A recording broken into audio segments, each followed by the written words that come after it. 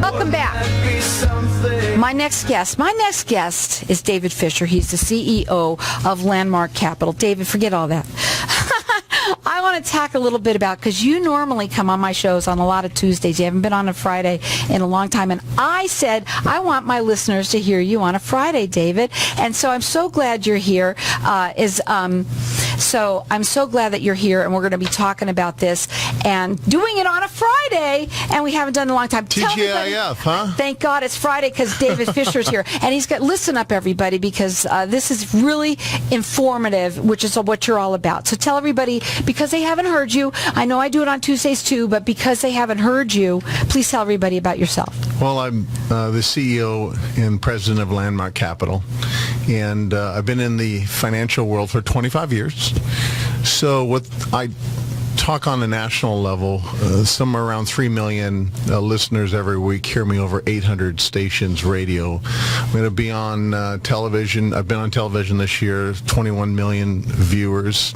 My next appearance on television will be a week from Saturday, based out of New York. We're going to be talking about some of the things we're going to talk today on that show a little bit, but I educate people on economics, what drives the markets, what's the Federal Reserve is up to, what the government is up to, what are the projections on what might happen, how you diversify your portfolio, securing it in precious metals. That's one of my fortes of expertise. And so we believe in helping people get the right information, because having one piece of an asset class called stocks is not a wise investment to have in any environment, and certainly not now. Right. And also, you are not here to scare anyone. There's nothing about that. You also are not a financial advisor. I want to get that out too for the people that are listening.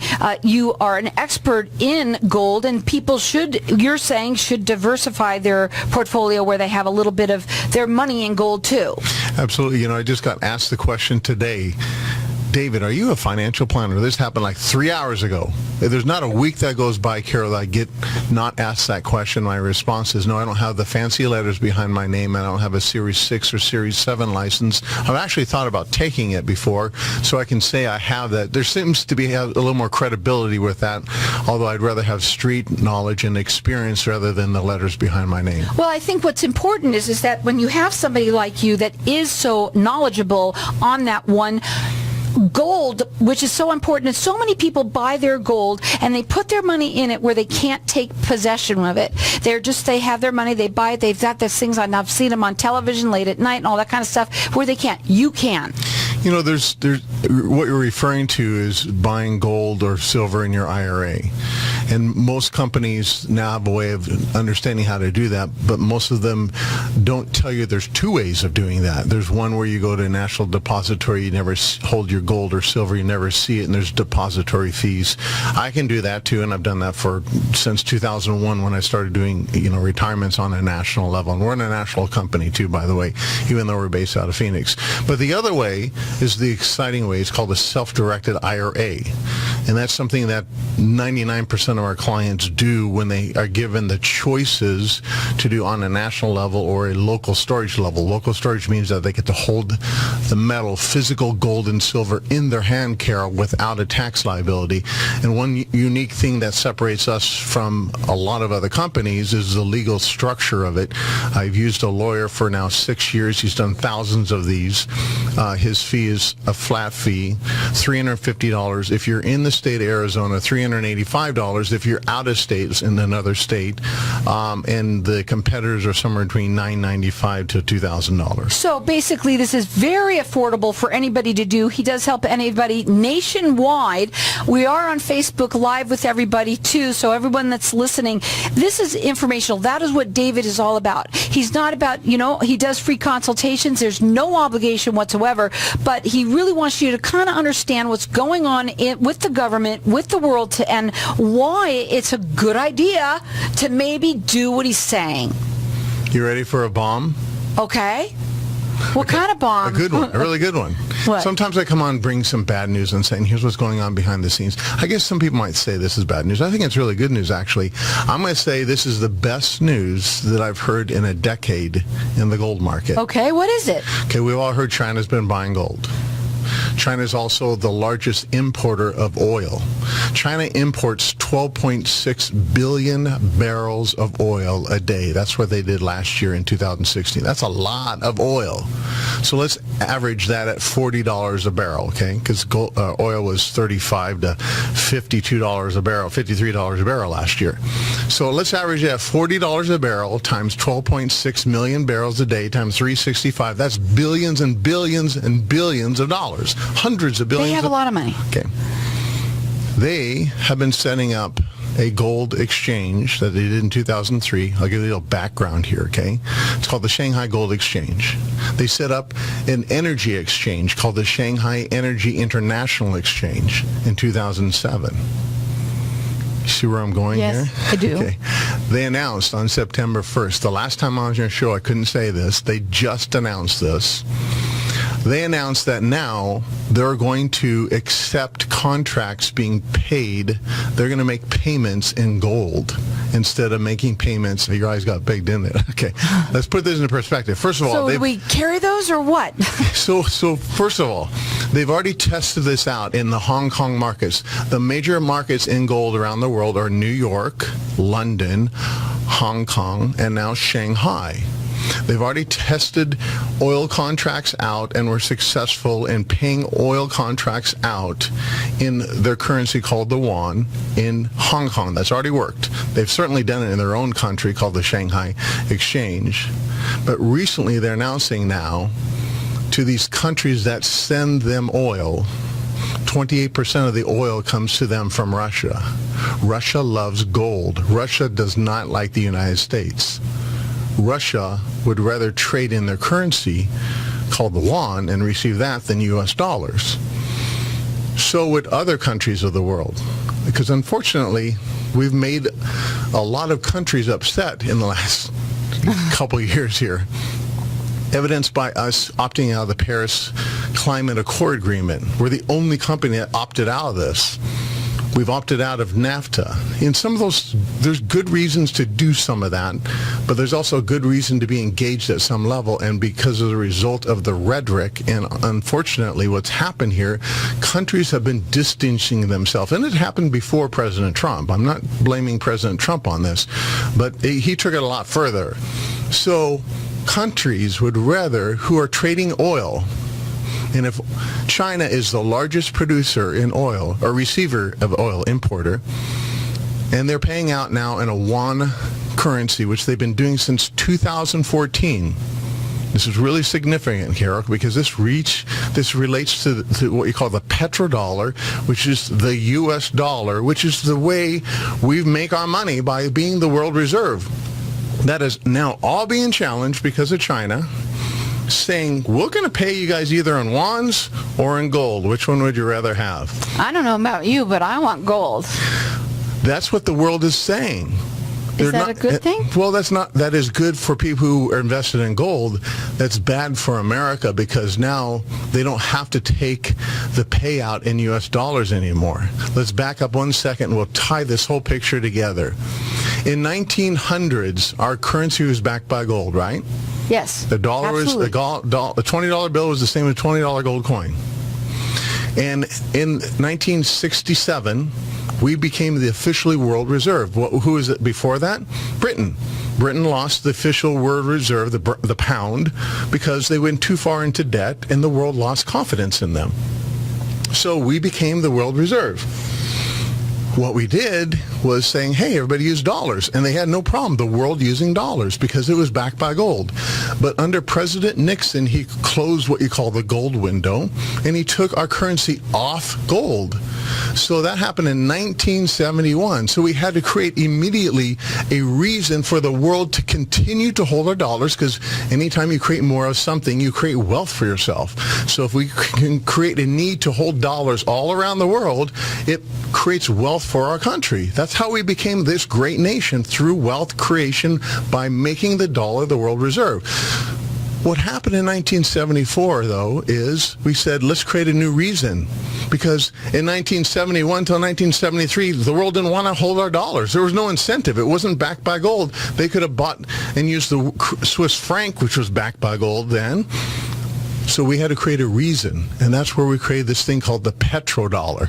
And after the break, I'll explain that, and this will make 100% clear to everybody why this is a very historic event, and you will see why this is the best event in 10 years in my industry. Now, what we're going to do is we're going to give out his information. They do free, no-obligation consultations. You can call the office and find out all of this stuff that he's talking about. You can check it out. You do all the research. Yep. It's all this that you could find on the web as well. But get this information from them, and then it gives you power. Again, that number to call them is 602-287-9200. It's landmarkgold.com. He's got a white paper on it. He's got all this information that he wrote, and you can call their office. They're standing by. They want to help you guys, and they're nationwide. So give them a call. That number is 602-287-9200. Check them out on their website. It's landmarkgold.com. Let's take possession of our gold and put it in our hands. If I traded it all, Welcome back, everyone.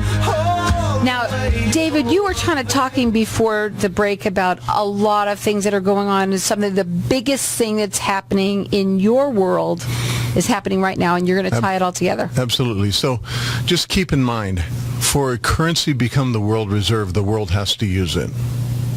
Otherwise, it can't be a world reserve. And that's why Britain lost their ability to become the world reserve in the late 60s, because the world lost confidence in them. So our currency was backed by gold up until 1971. And in 1971, moving forward for a couple years, there was nothing backing our currency, just what they call the full faith and pledge in America. So the world didn't like that, and they started not using dollars near as much, and so the world reserve, the dollar being the world reserve, became in jeopardy a little bit. So we had to create a reason for the world to hold it. So what did we do? We went over to Saudi Arabia.